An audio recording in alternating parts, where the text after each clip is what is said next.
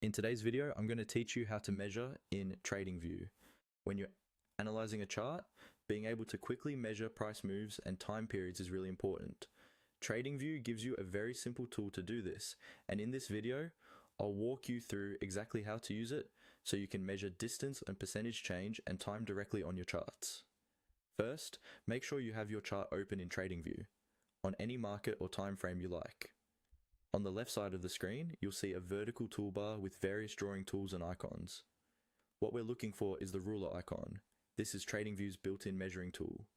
Move your mouse over to that left toolbar and look carefully for the small ruler symbol.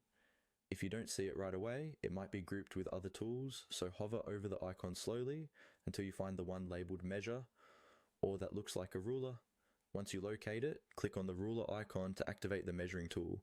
Now that the tool is active, bring your cursor over to the chart area. To start a measurement, click once at the exact point where you want to begin. This could be a low, a high, or any candle you're interested in. After that first click, keep holding your mouse button and drag the cursor to the point where you want the measurement to end. When you reach your target point, release the mouse button. As you drag, TradingView will display a small information box next to your cursor.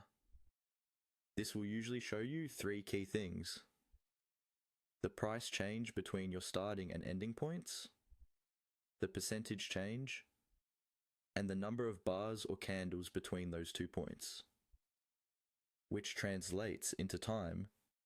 For example, if you measure from a low to a high, you'll immediately see how many dollars or points the market moved, what that move is in percentage terms, and how long it took. This makes it very easy to compare different moves on the chart or to check whether a potential trade matches your risk and reward guidelines. If you're not happy with where you measured, you can simply click somewhere else to start a new measurement. The old one will disappear and the new one will replace it.